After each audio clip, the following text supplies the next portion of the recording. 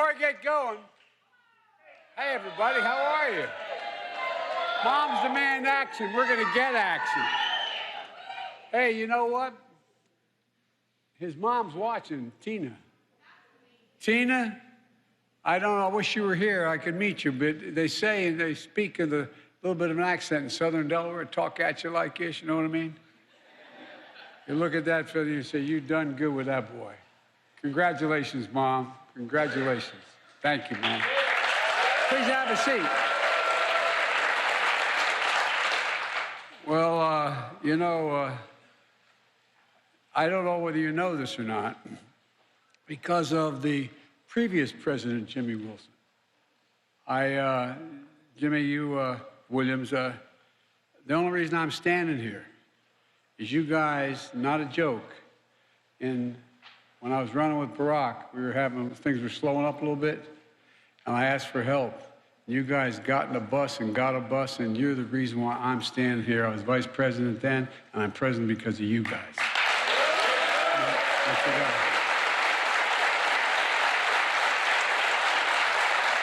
And again, they say, you know, I've told your son, he got good blood, my dad would say. But thank you all very, very much. And it's great to be here with Josh Shapiro, I predict he's going to be one of the best governors in the history of the state. Where are you, Josh?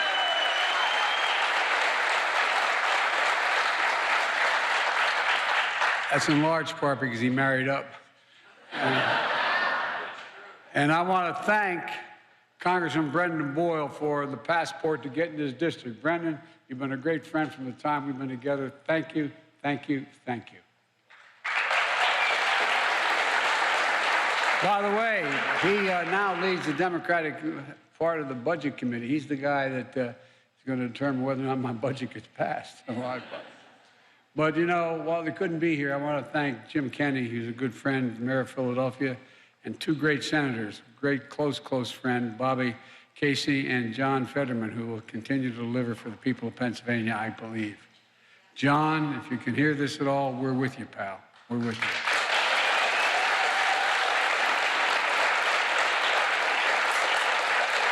Everybody asks why I ever moved from Scranton. I moved from Scranton because we lived 5 blocks from the Caseys. You think I'm kidding?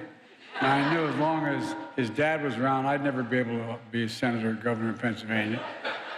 And then along comes Bobby. Anyway, great family and great friends. Folks, here's why I'm here today.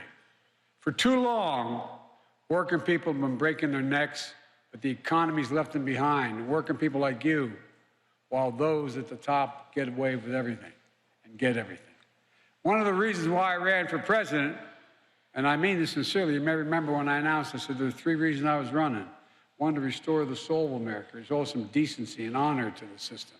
And 2, to rebuild the backbone of the country, the middle class. When the middle class does well, the poor have a way up and the wealthy still do very well. And the 3rd one is to unite the country. Didn't think we could do that. But as we've seen all the talk about we never get any cooperation from the other team, the last 2 years, we passed some pretty big things with bipartisan support.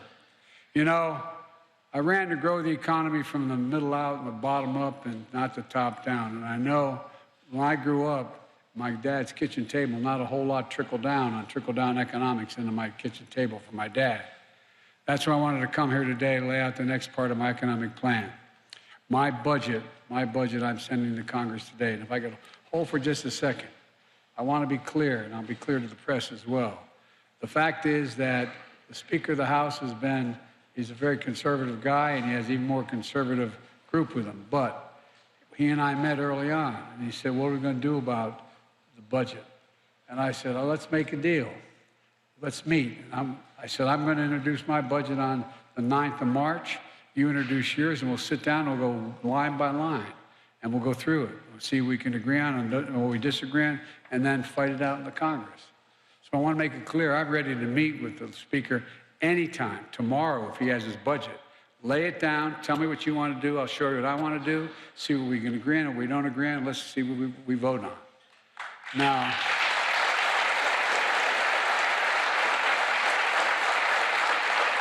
I'm not going to lay out the entire budget. That would take the rest of the day. But no, it's a detailed budget. But I want to give you the contours of what we're for and how it's in stark contrast for what appears to be what the other team is for. And my dad had an expression. Someone would come up to my dad and say, "Let me tell you what I value, Joe." And my dad would say, "No. Show me your budget. I'll tell you what you value." No, I'm serious. My expression my dad would use, "Show me your budget. I will tell you what you value." Well, folks, let me tell you what I value with the budget I'm releasing today. I value everyone having an even shot, not just labor, but small business owners, farmers, and so many other people who hold the country together who have been basically invisible for a long time. So at the end of the month, after working like the devil, they just have a little bit more breathing room, as my dad would say. After you pay all your bills, you're sitting at that kitchen table writing out the last bill, do you have just a little bit of breathing room left? So my budget reflects what we can do to lift the burden on hardworking Americans. And there's more than one way to do that. And that's would bring us down to everyday cost. How much do things cost? It's not just whether inflation. We brought down inflation 7 months in a row. We're going to whip it. But in the meantime, there's other ways to take what is inflation in your budget. I won't embarrass them by pointing out, I don't have permission, but I just met a woman who has health care costs that are $600,000 a year, $7,000 a month. Well, guess what? How can you possibly deal with that? Well, we just dealt with it, by the way. We just dealt with it. For example, prescription drugs. We pay more for prescription drugs in America than any other advanced nation on earth. Let me say that again. In the United States of America, for whatever prescription drug you're buying, you're paying more than any other nation on earth as an advanced nation. We're finally beginning to change that. I've been fighting that for over 30 years. Because of a law that I worked on and for decades and that I just signed last year, we took Big Pharma on, and we won. For the first time, we won.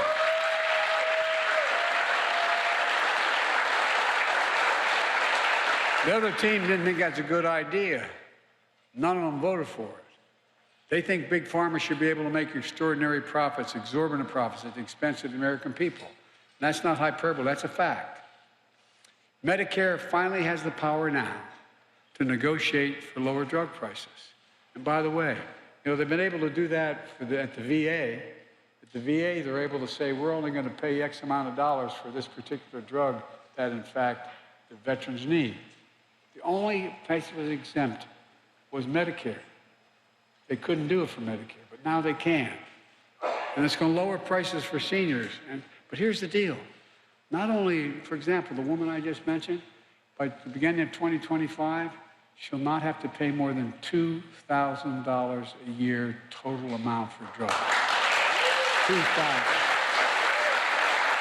So folks, it's not just going to save people's lives and save people money so they don't have to go bankrupt to try to stay alive. It's going to save the government. It's going to reduce the deficit this year, $160 billion. These guys keep saying, how are you going to cut the deficit? Well, guess what? If your tax dollars don't have to go up paying all that exorbitant price for Medicare to drug companies, and it's rational, it's going to save $160 billion in tax dollars.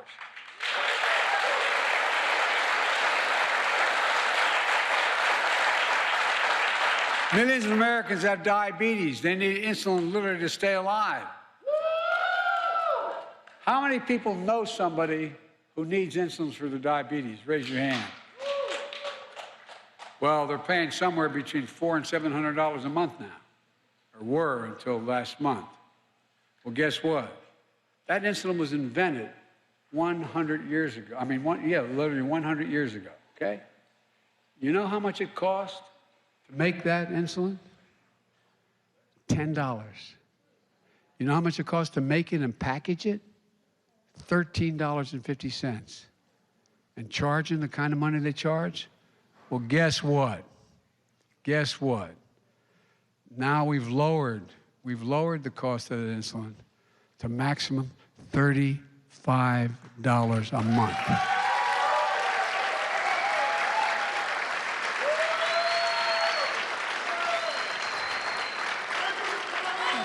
I was at a town meeting in Northern Virginia last year. A woman stood up, and she was a little embarrassed to speak. She said, "I have 2 daughters with diabetes, and I can't afford the insulin." And she talked like that. And she said, "And we have to split it sometimes."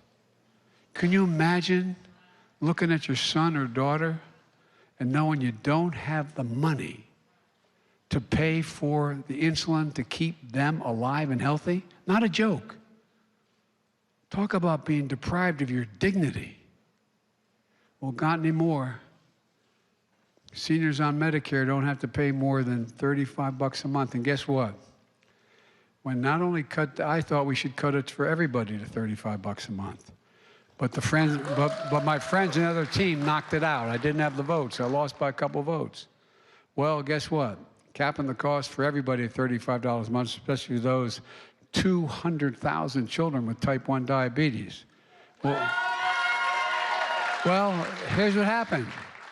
Eli Lilly, one of the world's biggest drug companies, just announced it's capping the cost of insulin at $35 a month. Now, how are the rest of these folks going to charge more than that when you can go to Eli Lilly and buy it for $35 a month? So, folks, it's going to save a lot of lives, but also it's going to give parents back the dignity they've been deprived because they can't take care of their kid for something that's so basic and so important. But again, the MAGA Republicans want to take away the law. One of the things they've announced, they want to do away with the Inflation Reduction Act. Okay, well, we have a difference in budget ideas, man. More than budget ideas, but anyway.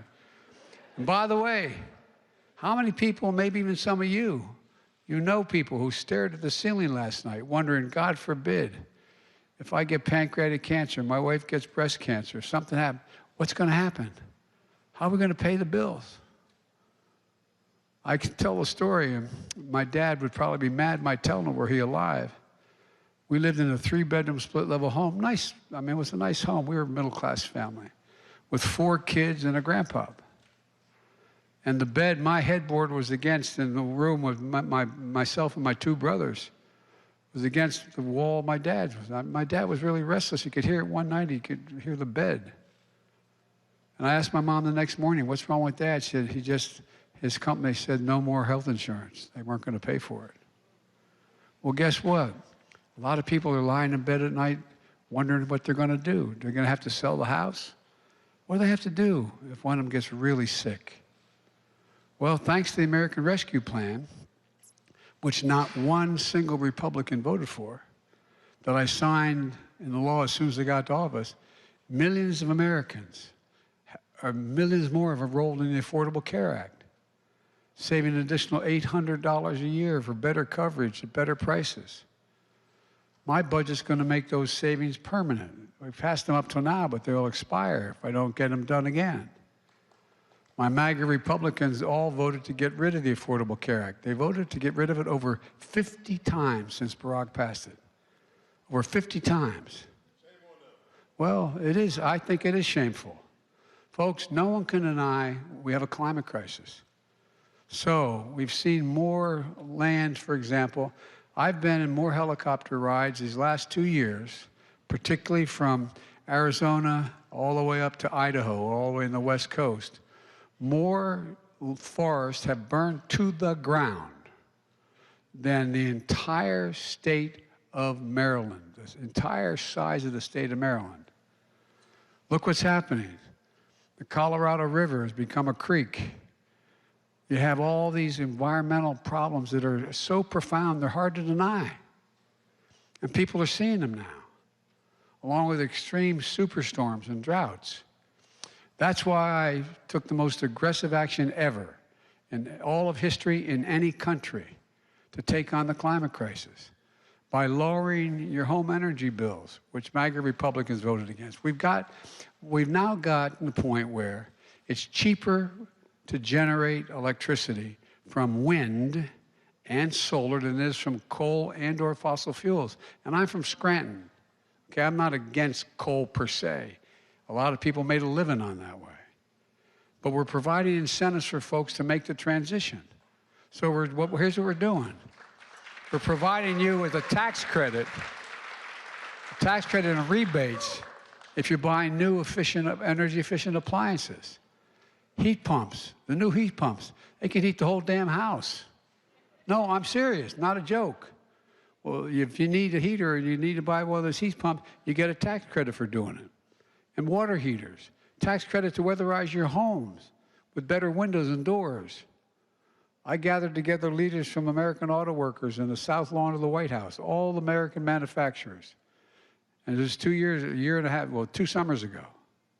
And guess what? They all agreed within the next month. They came to me and said, we're going to go all electric. We're going to go all electric.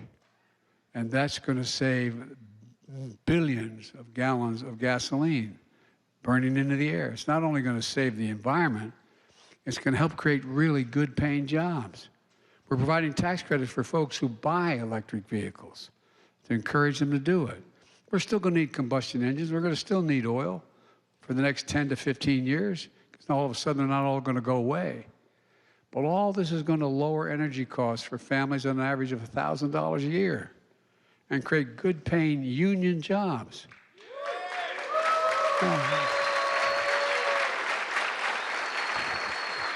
Jimmy, I told you I was going to be the most pro-union president in history. I've kept my promise. I've kept my promise. And by the way, when we're talking about the creating jobs, my buddies at the IBW were the strongest support I had this year. Well, guess what? They're going to install 500,000 charging stations all across America. And by the way, the things I'm proposing not only lift the burden off of families in America, it's also going to generate economic growth. And that's not all. To support working parents, my budget expands access to affordable child care for millions of families. And it's going to invest in paid family and medical leave, which all of you fought like hell for, so that the U.S. is no longer the only major economy in the world that doesn't have paid leave. Folks, my budget also invests in elder care and home care. How many of you are like I went through with my mom and my dad as they got older? They wanted to stay in their own home. It was cheaper to stay in their own home than to have to sell everything and have everything gone to go into a home. Well, fortunately, I lived close enough and they could move in with me. But my point is, it's cheaper if we provide for the ability for them to stay in their homes. It's not only the right thing to do, but it's cheaper on the taxpayer. All the things are going to help folks go to work, generate economic growth in our nation, and still take care of their families. The point is that every time I talk about things, people talk about it like this is an overwhelming burden on the taxpayer. It's going to save money for the taxpayers. No, it really does. Save money for the taxpayers and generate growth. That's how the economy grows. That's why I was able to create 12 million new jobs in 2 years. More than any president in American history has created in 4 years. We've done in 2 years what no president's done in 4 years because of you.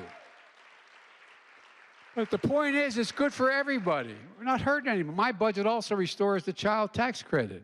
You know, when that was in place during the pandemic, guess what? Child poverty was cut in half to the lowest level in all American history. And guess what? Because moms were able to go to work. Moms are able to go out there and make a living. Folks, we can reduce child poverty and increase child opportunity. Again, it's going to help millions of parents go to work, knowing their children are being taken care of. And yet, only a few of my Republican friends support it. My wife, Jill, who's a Philly girl,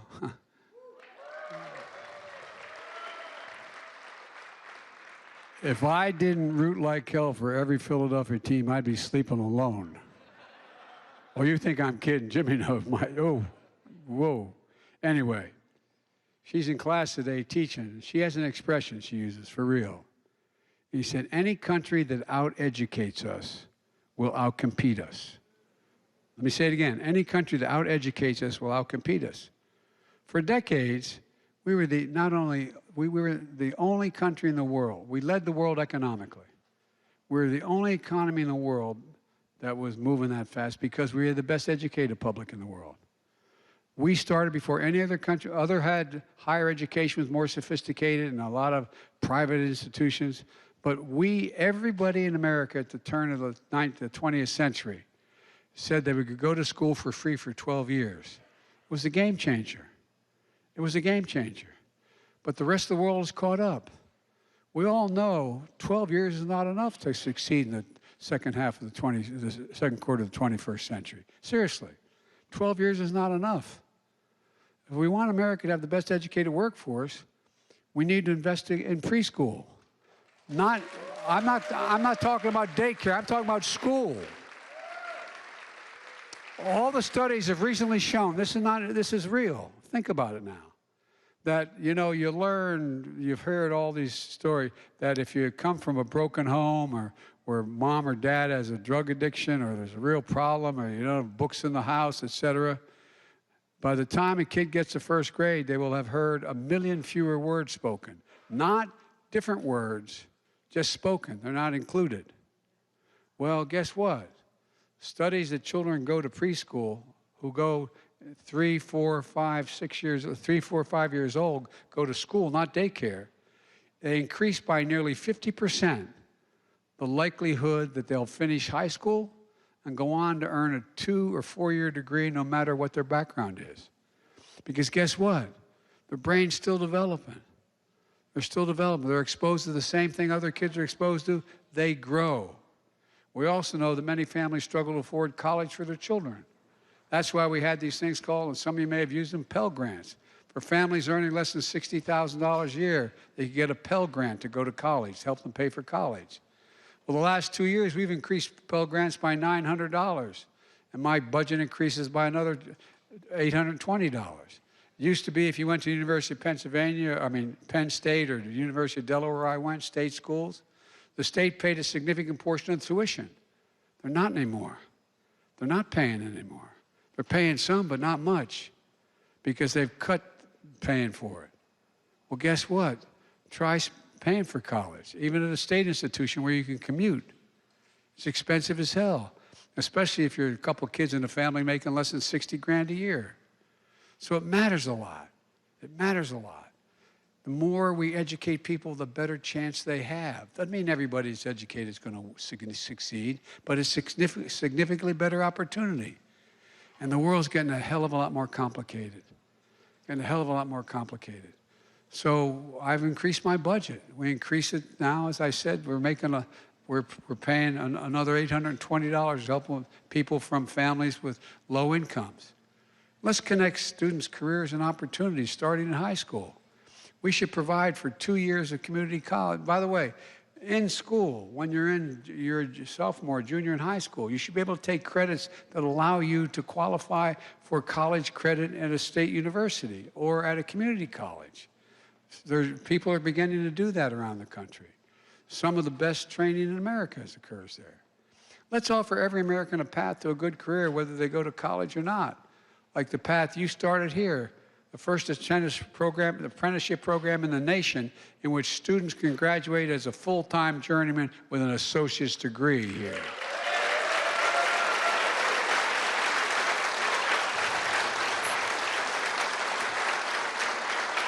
In the past 2 years, we've created, as I said, 12 million jobs, more than 2 years than any president's done in 4 years. I don't have to tell the union workers here that includes 800,000 manufacturing jobs in 2 years. 2 years. We've also seen more people apply to start small businesses than ever before. Not just unions, it's small businesses. People are now, more people, what's someone making an application to start a small business? It's about hope. It's about hope. In the last several decades, corporate America spent things began to change. I come from the corporate state of the world, Delaware. Literally, more corporations are incorporated in the state of Delaware than every other state in the United States combined. It used to be, when I was in high school, when I first got started, those corporations had some greater social responsibility. They paid higher taxes. They actually saw to it that they trained their employees. They don't train them anymore. I met with, when I was vice president, I met with the Secretary of Commerce, and we met with 300, and don't hold me to the exact number, 347, 46 CEOs. And so what do you need most? You know what the overwhelming request was? A better educated public. Well, guess what? Back then, they used to educate their workers. The DuPont company, they buy a new industry, they would educate them how to do it. They don't do it anymore. And well, the other thing started happening 3-4 decades ago. American companies started to ship jobs overseas. Why? Cheaper labor. They'd go where they could find the cheapest labor in Asia or Africa, wherever it was. And they'd bring home product made. Well, guess what? We're going to export product and bring jobs home. That's what this is about. I'm not joking. Where is it written? Where is it written that America can't lead the world again in manufacturing? Never underestimate what America can do. We can do anything we set our minds to. And we know that. We have the world's leading economy. We have the world's best roads, bridges, ports, airports. When we were back in leading the world, we used to have the best infrastructure on earth. But the world caught up. You know where we rank in terms of quality infrastructure in the world? Number 13. 13. That's why I signed the bipartisan. This was bipartisan. Republicans joined us. The bipartisan infrastructure law, the most significant instrument and investment to modernize our infrastructure in nearly 70 years, since the Eisenhower.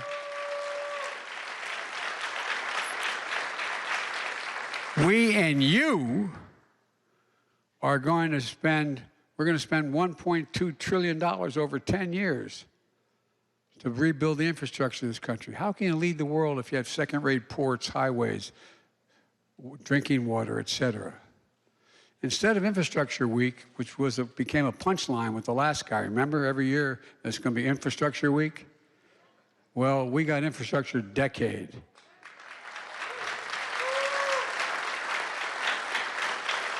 And a modern infrastructure will not only make us more economically competitive, it's going to create more benefits, save money for the country and families.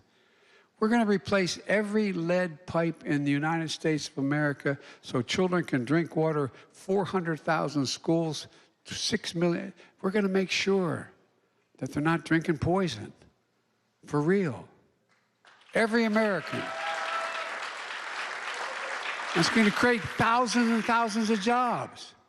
We're delivering high-speed internet to every home in America, so no parent has to drive up to the McDonald's parking lot to help do their homework with their kid because they can't get on the internet. Every single person is going to be able to do that. But here's the deal. I've been criticized for this next piece. I probably been criticized for a lot before that, too, but for this next piece. The deal is, when we do these projects, we're going to buy American. Now, here's the deal. Back in 1932, we passed a law that's consistent with international trade that when you give a president money, when they pass legislation and say, Mr. President, go build a new aircraft carrier deck, they said you should buy American. You should use American products and American workers. Well, no one paid a lot of attention to that. They said, well, if it's 40%, it's okay, and so on. Well, guess what? I made sure it's a minimum of 60%, and we're going for 100%, and we're creating a whole hell of a lot of jobs.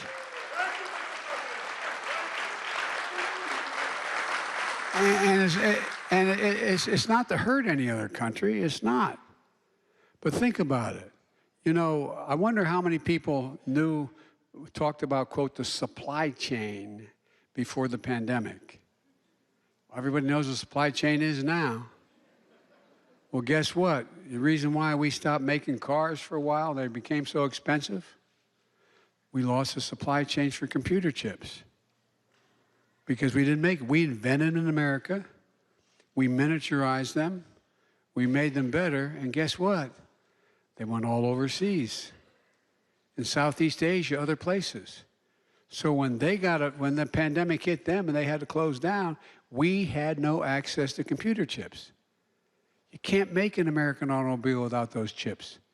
You can't make a refrigerator without those chips. You can't make a cell phone without those chips, and so on. So, and I've spoken with my European friends, the heads of state, to make it clear to them, we're not trying to deny them anything. But here's what we're going to do. We're going to be at the beginning of the supply chain, not the end of the supply chain. So, folks, all the construction materials used in federal infrastructure projects can be made in America. Lumber, gas, drywall, glass, fiber optic cables. And on my watch, American roads, bridges, highways, they're going to be made with American products. In addition to that, we need to get back to leading the world in inventing and innovation. You know, we used to spend 2% of our entire gross domestic product on innovation and science. We now do 0.7%. What I proposed was the thing called the CHIPS and Science Act, to make sure America leads the world in innovation, especially in manufacturing those semiconductors. These are those small computer chips the size of the tip of my little finger that power everyday lives: cell phones, automobiles, refrigerators, artificial intelligence, so on. America invented these chips. We made them faster, smaller, and more powerful. We used to provide 40% of them to the world. Now, today, we're down to 10%.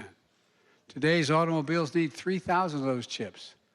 But American automakers couldn't make enough cars because there weren't enough chips available to them. That's why, remember, the price of cars skyrocketed and they shut down assembly lines? So we did everything from refrigerators to cell phones. We can never let that happen again. Since I've been president, we've already seen companies commit from around the world, from South Korea to in the United States, companies committed $300 billion to build chip factories all across America. $300 billion.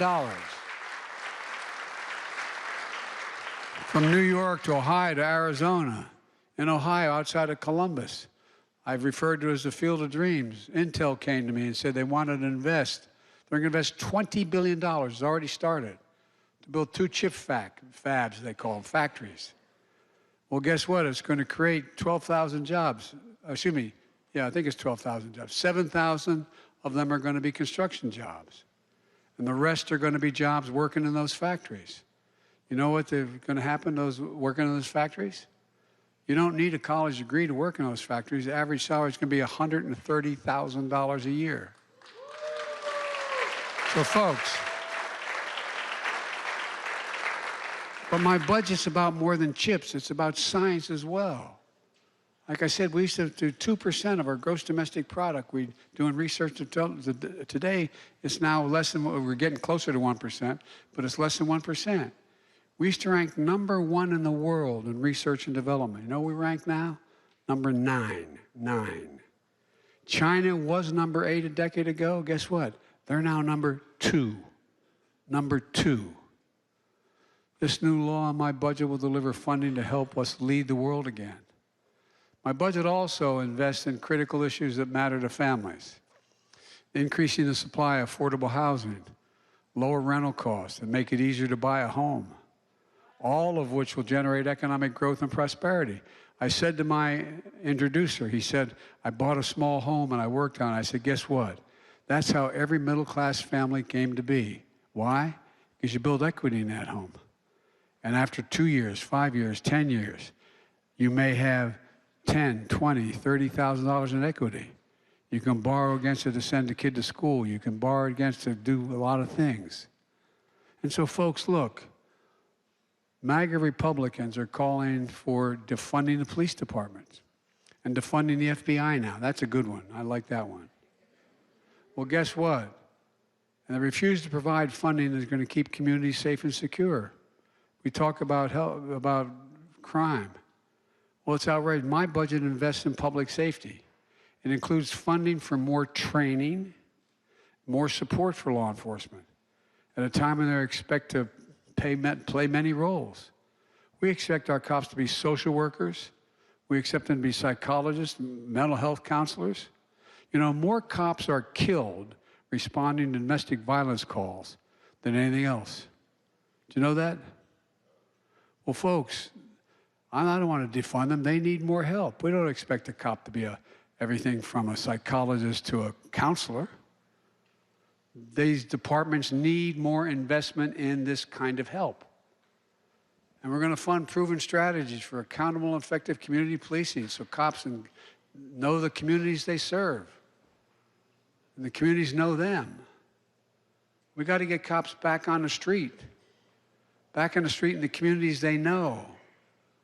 Where they know the people, where they stop in and they know the guy who owns the liquor store. They know the preacher who runs the local school, the local ministry.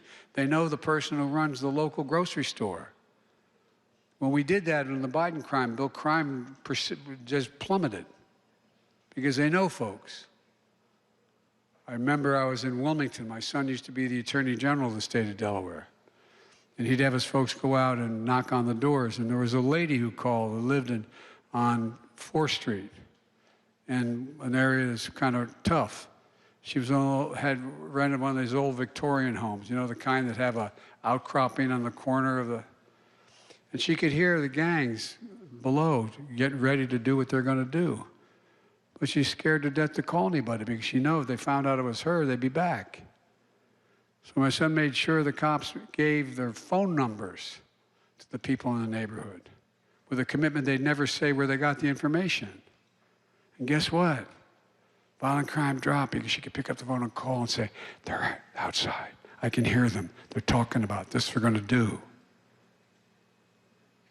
Cops need help. There's some bad cops, by the way. What we did, my Justice Department just did in Louisville, Kentucky, was long overdue to put those suckers in jail. And by the way,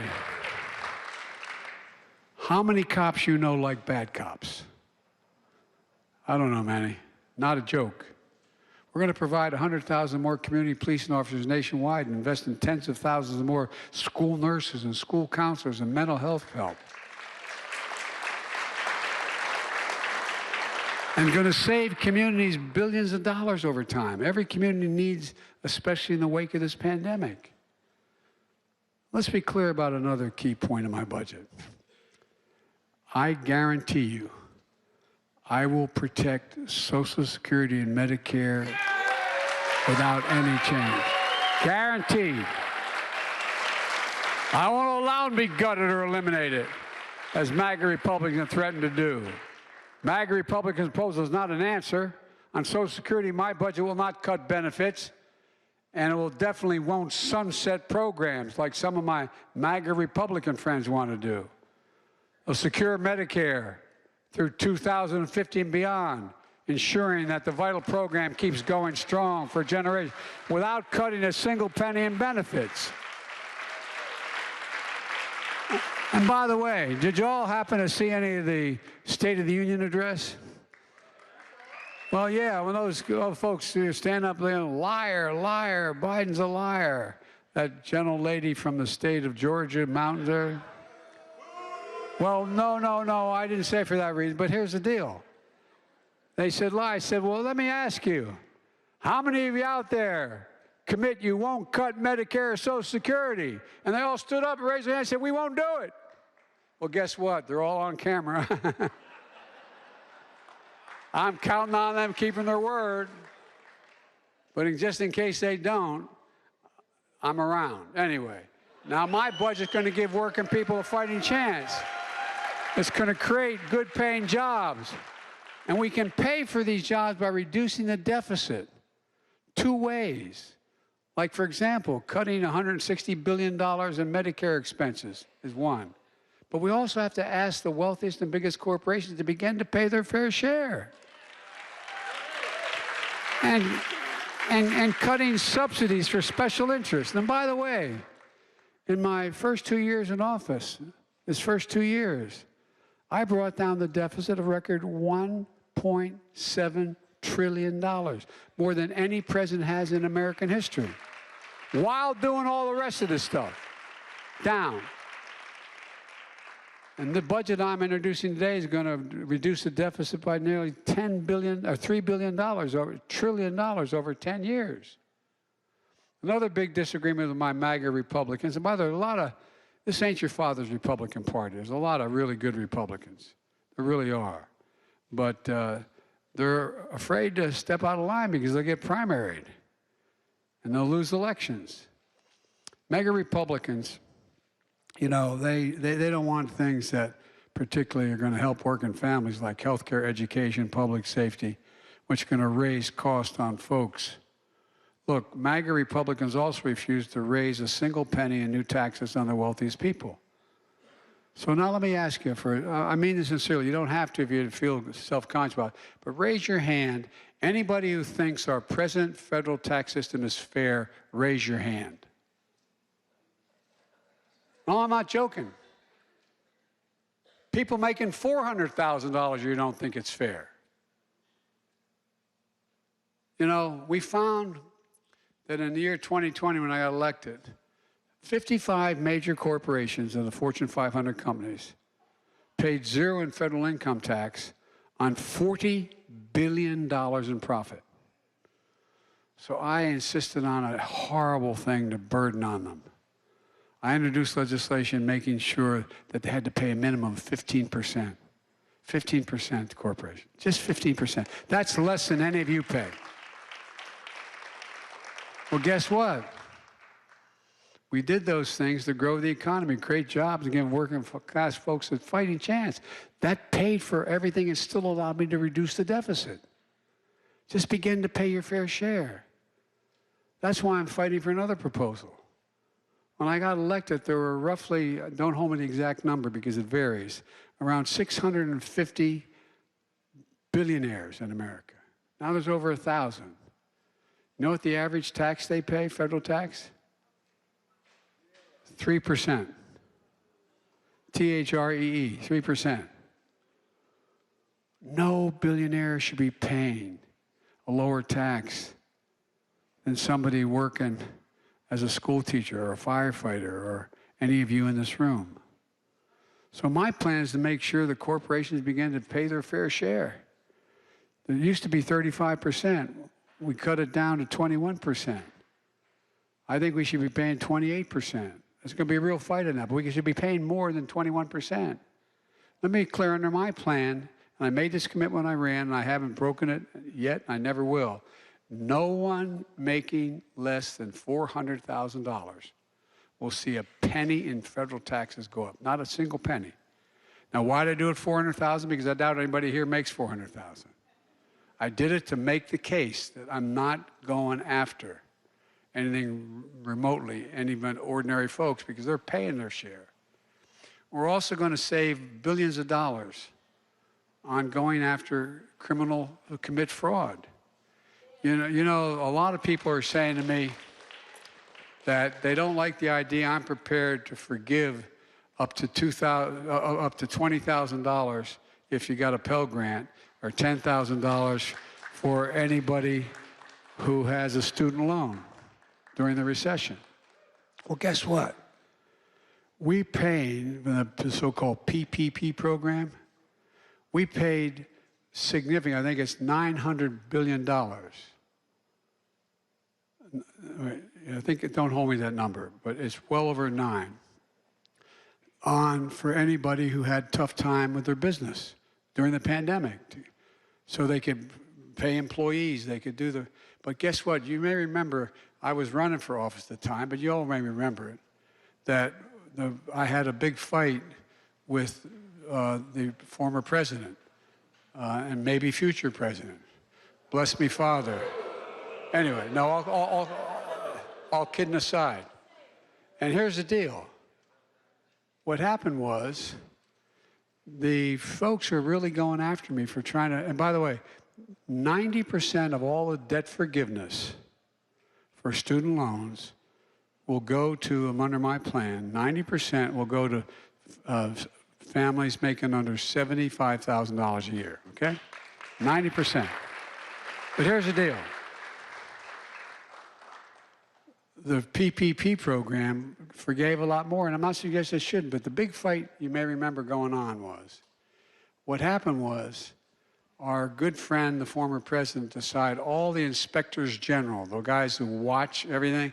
I did a major program under Barack Obama. He asked me to dealing with the deficit reduction plan that went on. And guess what? I had all these inspectors checking every decision I made to make sure they were legit. He fired them all. I said, you shouldn't do that. Well, guess what? Now we're finding out there's billions of dollars stolen. So my Justice Department is now going after them. We're doubling down on prosecuting criminals who stole relief money meant to keep workers and small businesses afloat during the pandemic. And we're going to triple our anti-fraud strike force, double the statute of limitations. We have more time to go after these guys. Crack down on identity fraud and criminal syndicates who stole billions of dollars from the American people. And the studies show for every dollar we put into fighting fraud, taxpayers get back $10, 10 times as much. And let's get something else straight. My budget cuts wasteful spending by getting rid of special tax breaks for big oil companies who made $200 billion in profit last year in the midst of a worldwide recession. $200 billion. And folks, over the last 2 years, we made a lot of things, a lot of progress with Republican help as well. Sadly, from what I'm hearing, House of Representatives these days, they're suggesting that cooperation may have come to an end.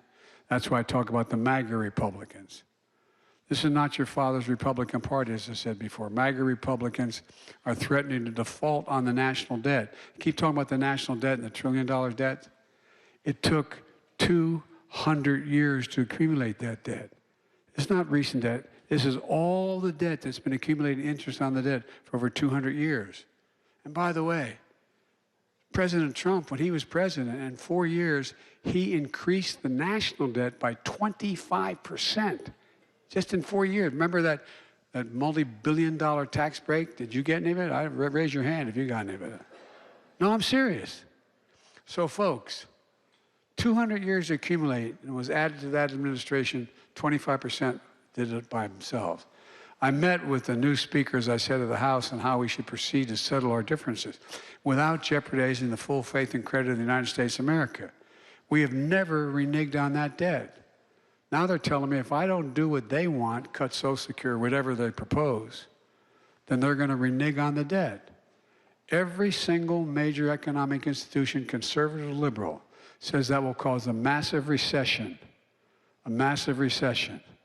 and put us in the hole for a long, long time. Well, folks, here's what I said. Instead of making threats about default, which would be catastrophic, let's take that off the table. Let's, as I said in the beginning, let's have a conversation about how to grow the economy, lower costs, and reduce the deficit. I just laid out the bulk of my budget. Republicans in Congress should do the same thing. Then we can sit down and see where we disagree. My Republican friends said they want to reduce the deficit, but they did the math. We did the math on what they've put forward so far. And our estimate, I'm happy to be proven wrong, my plan is going to reduce the deficit by $3 trillion over 10 years. Based on what we know so far about their plan, it's going to explode the deficit by more than $3 trillion over the next 10 years. If I'm wrong, show me. I want to cut taxes. They want to cut tax for the wealthy and large corporations. Take away the power we just gave Medicare to negotiate lower drug prices. Look, and that would, as I said, would cut the deficit significantly, $160 billion, just by doing that. And if they say they want to cut the deficit, but their plans would explode the deficit, how are they going to make the math work? What are they going to cut? As I said at the State of the Union, you may have seen the back and forth of the MAGA Republicans and me. Through their shouting and unruliness, they seem to say they're not going to cut Social Security or Medicare. Well, like I said, well, what about Medicaid? What about the Affordable Care Act? What about veterans' benefits? What about law enforcement? What about aid to rural communities? What about support for our military? What will they make, how will they make these numbers add up? Well, here's the deal. If MAGA Republicans in Congress try to repeal the Affordable Care Act, Social Security, Medicare, Medicaid, I'm not going to let them. Folks, we haven't even talked about my budget for national security or intelligence and foreign policy communities. My budget makes robust investments in our military and defense. Let's see what the MAGA Republicans propose. And let's be clear where I stand. I'll not allow the cuts, the needs of the intelligence community or our military that help keep us safe.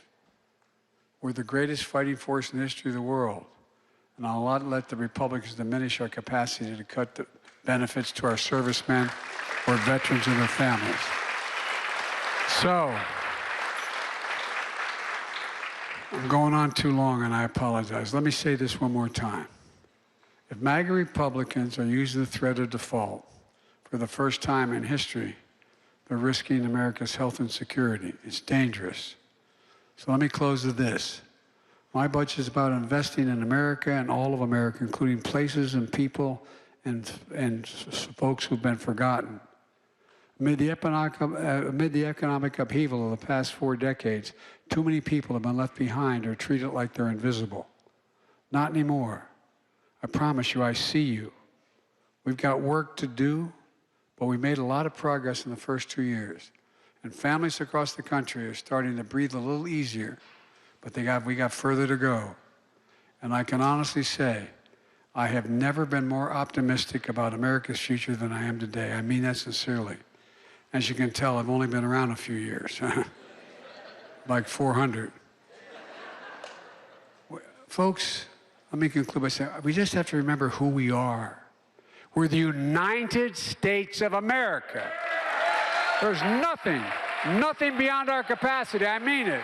Nothing beyond our capacity if we do it together. So God bless you all, and may God protect our troops. Thank you, thank you, thank you.